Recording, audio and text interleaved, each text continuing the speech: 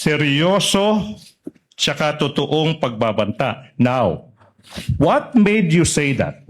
Na yung pagbabanta ng Vice Presidente ay both seryoso at totoo.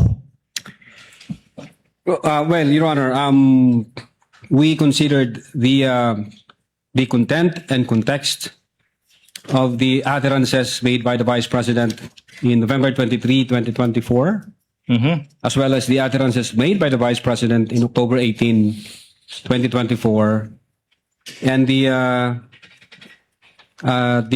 reactions from the recipients, as well as reactions from several government agencies, sir. Content and context. Now, exactly, yung tanong is, exactly, how did you analyze the content and the context of the entire press conference?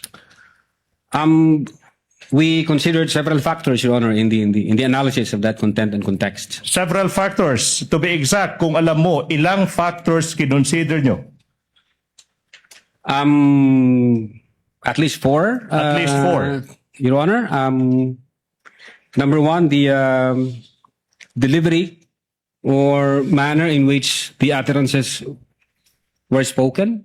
That's one. Number two, the literal meaning of the statement, Your Honor.